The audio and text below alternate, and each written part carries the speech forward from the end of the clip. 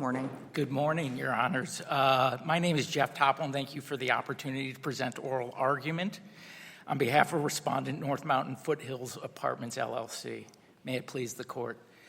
Your Honors, I'm not an expert on federal administrative agencies. Quite to the contrary, my focus of my practice has largely been on representing employers, like the respondent in this case, some of which who only have a handful of employees, before the National Labor Relations Board as well as other federal agencies. And what has always been difficult to explain to those clients is how a single agency can serve as an investigator of an unfair labor practice, prosecutor of that unfair labor practice, and then adjudicator of that unfair labor practice, while at the same time having the authority to also write the rules of the game through the board's rulemaking authority. So let me make sure I understand your argument in that respect, because as I understand the NLRB's practice, different people are responsible for the prosecution and the adjudication, and there's no overlap. So it's not like in some agencies where the same people are basically involved in both phases. But that, as near as I can tell, is not the case here. There is, while the general counsel does have certain responsibilities at the board, I do think there is overlap, including at the regional director's office, where individuals are involved in various aspects of the process. But I certainly understand your concerns, and that's one of the arguments, of course, that we're making, in addition to the concerns regarding the removal protections, Your Honor. So, counsel, hasn't our circuit already dealt with this issue before? And haven't we found that without more, the combination of investigative and judicial functions doesn't violate due process? I mean, that was our holding in U.S. v. Litton and NLRB versus Aaron Brothers.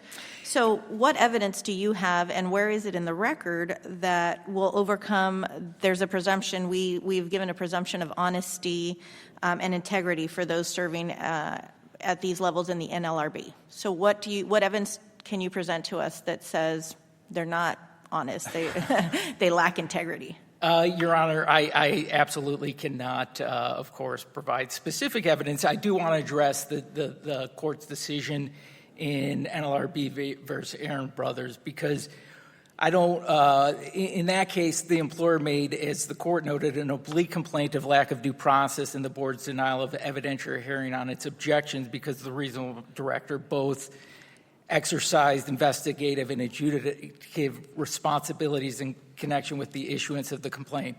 Here, I don't think, I'm going a bit further than that and focusing on the fact that this agency really does it all.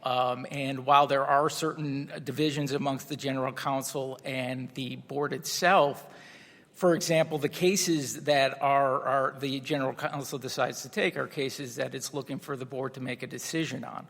And I think those also go to the same concerns relating to the removal protections and the challenges or lack thereof of the president's right to remove those board members at will. But on the right of removal, that wasn't an issue in this case, right? There was no pending removal at the time that the board made its decision in this case. Later on, there was, but that was not. So even assuming arguendo there's a problem there, it's harmless in this case because it didn't occur. There was no pending removal. And I think your question's a good one. And I think that if I understand your question, that goes to the causal harm requirement that the court is looking to address.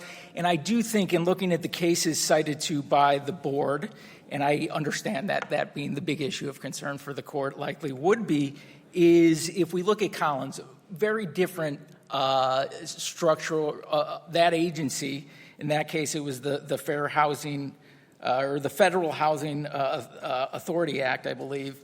Very different responsibility. What I would say here is, again, looking at what the board does. What the board does is issue decisions in unfair labor practices. Those decisions create precedent. I found in looking at those cases, Collins v. Yellen and I believe the CFPB versus Cash Call, I don't see that the ultimate in that case, in the Collins case, it was the director of the, I believe, the Federal Housing Authority, has the same level of power. Here, the board issues decisions that create precedent. That employers have to do. So the impact of those decisions, if there's a consistent constitutional deficiency at the board, has impacts beyond that, and including in this case, because we're subject to the board's decisions, a board that is... I think maybe I'm misunderstanding, but you seem to be glomming together two different arguments. The argument that you were making a few minutes ago was that the same people, so to speak, the same board is exercising both rulemaking, both legislative functions, prosecutorial functions, and adjudicative functions. And the problem I see with that is it's all different people, because that's the way the NLRB operates. Different people do the prosecution and decide whether or not to prosecute. Different people then adjudicate whether the result was proper or not if it's appealed. But now you're making the argument that even though the board at the time had not been challenged in its membership by the president, that nevertheless, because they were setting precedents, that somehow that constituted a constitutional problem because their membership was later on challenged? I don't understand. I believe if the removal issue is a constitutional deficiency, that would persist throughout the composition of the board. And so if any deficient board is as I understand, maybe I'm just, again, misunderstanding your argument. The removal issue is whether or not the president has the constitutional right to remove who he wants from the NLRB board, right? That's correct, Your Honor. Okay. So that only becomes an issue when he seeks to remove someone. And he didn't do that until after the events in this case. Well, but the fact that he could not certainly impacts his ability to do so and impacts the composition of the board at any point in time would be our argument, Your Honor. You think that the president held back because of what he thought was a mistaken view by a lower court, even though later on he went and got the Supreme Court to agree with him? Well, I would note that this decision was actually decided during the Biden administration. So there was a very different precedent, of course. So, again, my view is more so the fact that the deficient board and the decisions that they issue have an impact on all employers, including ours, and has caused a harm to us by creating these decisions that, in effect, were created by a board that is constitutionally deficient. Did you raise these arguments at the NLRB? We did not, and I want to address that issue. Please I appreciate that. And as you know, the NLRB has argued that we've waived those and pursuant to Section 10E of the NLRA, which requires employers to bring their exceptions to the board and says, absent exceptional circumstances. Right, extraordinary circumstances. Extraordinary, I appreciate it. Yeah. Thank you. That those would be waived. In this case, what we're talking about is constitutional arguments that go to the very structure of the board. I pointed in our briefs, and I would like to point the court to that again, is that in Reed v. Engel, this court considered constitutional arguments not raised before the FAA under a similar statutory provision that provided, quote, no objection to an order of the board or Secretary of Transportation shall be considered by the court unless such objection shall have been urged before the board or Secretary of Transportation, or if it was not so urged unless there was reasonable grounds for failure to do so. In reaching the conclusion that those were not waived, this court noted that a party cannot be required to raise certain constitutional issues directly with the agency when the agency, quote, itself cannot resolve constitutional issues regarding their own structure or statutory or authorization.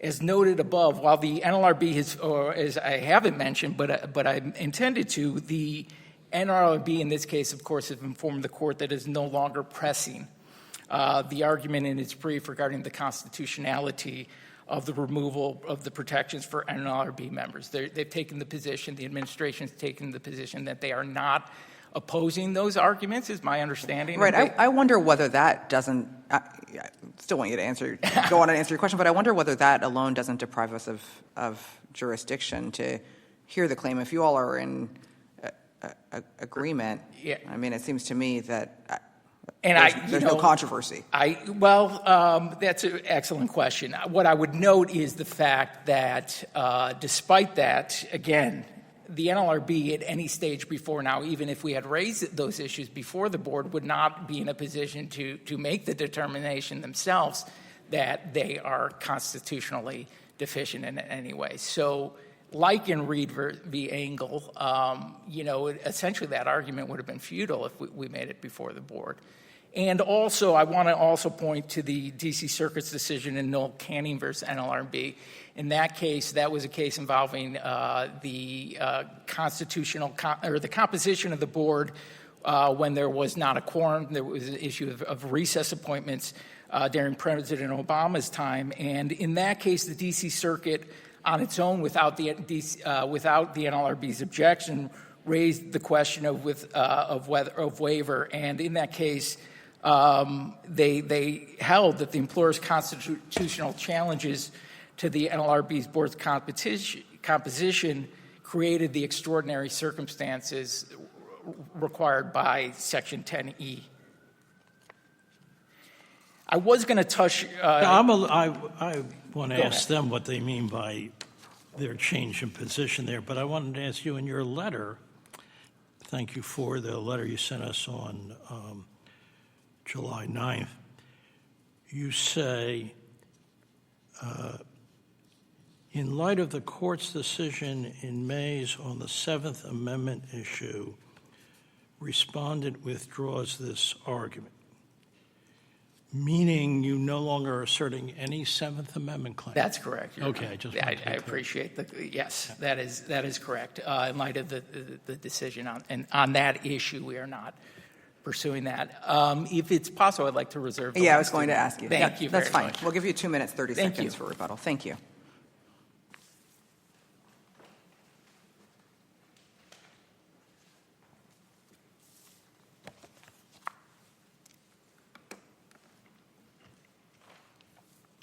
Good morning, Your Honors. Morning. Please, the Court.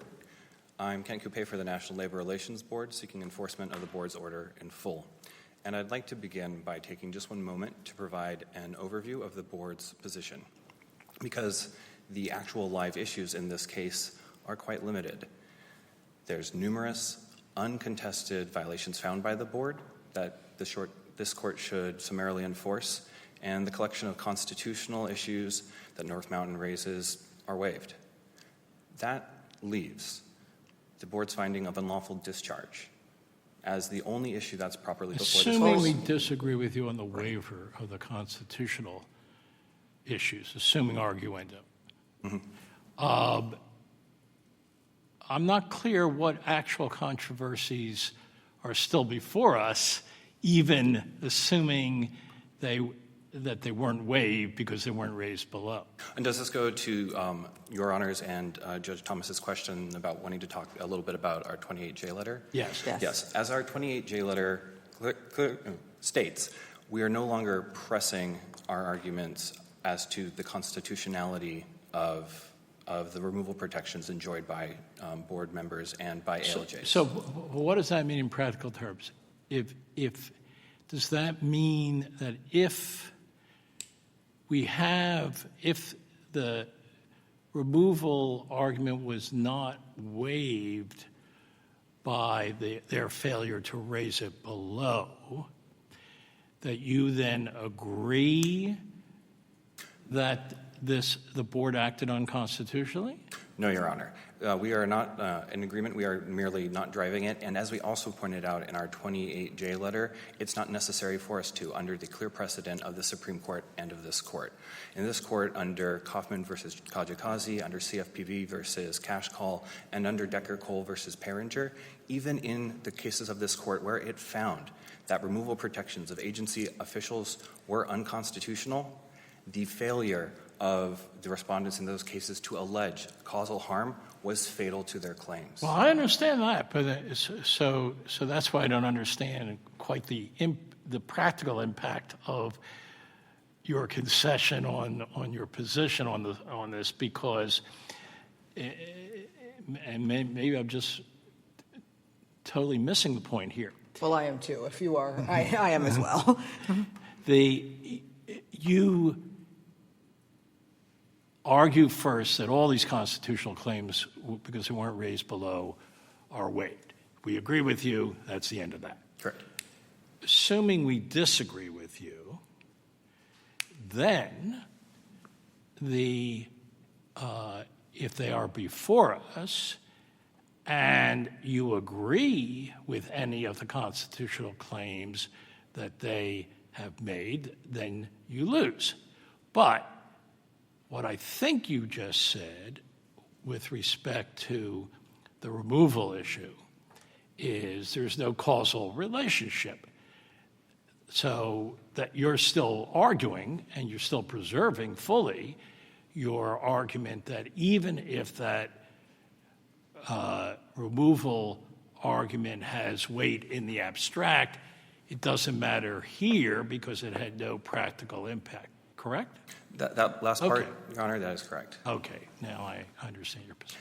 And as you pointed out, because there is no causal connection under this court and the Supreme Court's clear precedents that I stated before, and where there is no link between the removal provision and the respondent's case, this court has repeatedly refused to unwind that agency decision below. As you pointed out, there can be no causal connection between a removal that was effectuated, not frustrated, but an effectuated removal that happened in February of this year. Yeah, after all the facts. Yes, Your Honor. Let me ask you, just so I'm clear, how the board operates.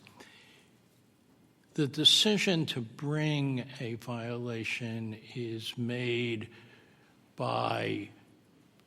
ultimately by the general counsel, is that it? That is correct, Your Honor. Right. To bring a case is under the general counsel's unreviewable discretion under Section 3D of the Act.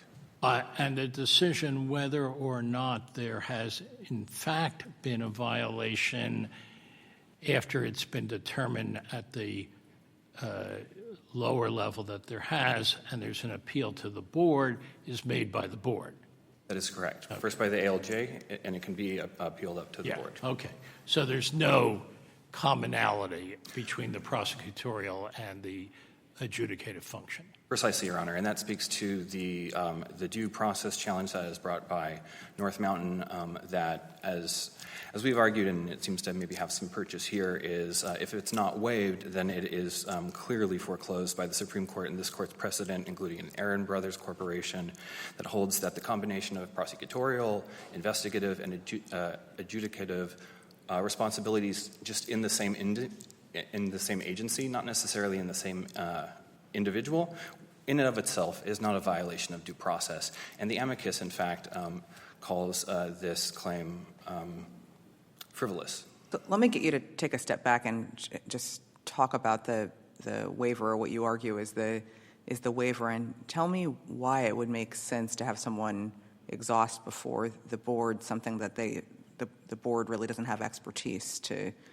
decide. Well, thank you, Your Honor. First of all, the statutory language that Congress put itself in Section 10A of the Act does not include an exception for constitutional claims. And this court and the Supreme Court have quite consistently recognized that this applies equally when parties attempt to raise new constitutional claims in front of appellate courts. And even this court, as recently as Macy's in its January opinion, invoked 10E to hold that a Seventh Amendment challenge was not properly before it.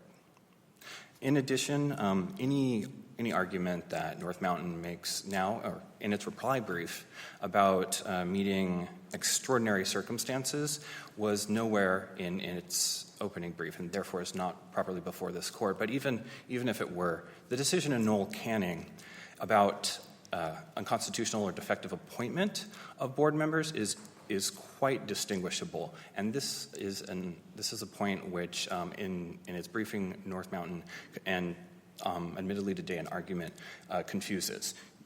Any constitutional deficiency destroys the official's authority to act, is I believe what my learned friend earlier said. However, the Supreme Court's precedent and this court's precedent clearly holds that while a constitutionally defective appointment renders an official's acts void ab initio, an unconstitutional removal provision does not affect the authority of the underlying agency officials to act, such as all of the board members who wrote this opinion, such as the ALJ who made their findings. And if I can move now to the only finding of the board that is unchallenged before this court, which is the unlawful discharge of Mr. Press, substantial evidence and credibility determinations amply support the board's finding that North Mountain unlawfully discharged its employee, Jasper Press, for his protected concerted activity of discussing his compensation with his coworkers. In fact, the board found this discharge unlawfully motivated under two alternative and independently sufficient theories. The first is that Press's discussions of his compensation with his coworkers were protected concerted activity. The employer was aware of them, and they terminated him because of them. The credited record evidence also supports the theory that whether or not his conduct was concerted protected activity, the employer believed that it was and terminated him based on that belief. Both of those theories of unlawful motivation are supported by ample record evidence and credibility determinations by the ALJ. And contrary to its contentions, the ALJ weighed that evidence before making these decisions and rejecting not only several different arguments that the discharge was not motivated by didn't have an unlawful motivation, but also North Mountain failed to carry its rebuttal burden. And under the board's long-established framework, that rebuttal burden is to prove that North Mountain would have taken the same exact action, terminating Mr. Press after 3 days of work, absent its illicit motive. The board carefully weighed up the evidence before rejecting it. And as this court has recognized, when it comes to the board's inferences of motive, such as the unlawful motive here, that the board has a special expertise in drawing inferences of credibility and motive, and also that its determinations of motive are particularly within the board's domain. If the panel has no further questions. It appears we have none. Thank you very much. Thank you. We respectfully request that you enforce the board's order in full. Thank you.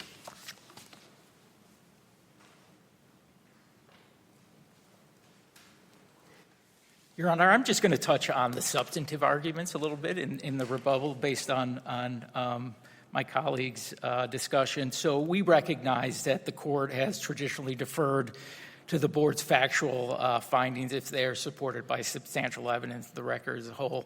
We, however, do not believe the board's findings were supported by substantial evidence, and we want to really focus on two issues in particular. One, the finding that the respondent engaged in unlawful interrogation. The board found in this case that one of the owners unlawfully interrogated the charging party, in this case Jasper Press, based on the ALJ's finding that Madison, who was one of the owners, quote, told Press she had heard that employees knew how much he was earning and asked if he knew anything about it. Notably, Press lied in his response, but nonetheless, that single question cannot constitute unlawful interrogation under the board law.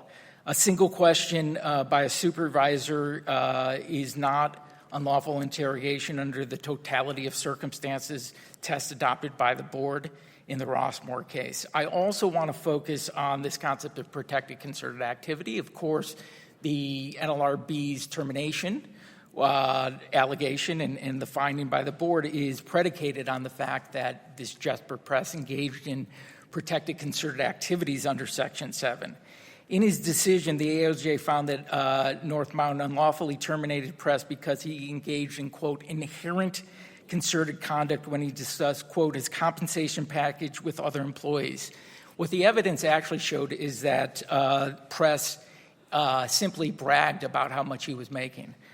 There was no evidence in the record to indicate that he, in fact, acted concertedly, and to suggest that any discussion by an individual, by an employee with other employees about their own pay is protected concerted activity, I think goes beyond board case law, which has held that it must be a logical outgrowth of the concerns of a group, and in particular, the NLRB itself has held that a personal gripe, a concern about one's own compensation or terms and conditions of employment is not protected, and that's precisely what the evidence, including what the ALJ and board found, was the case here. Thank you very much, Your Honor. Thank you. Thank you. We thank both counsel for their helpful arguments in this matter. This case is submitted, and our court now stands adjourned. Thank you.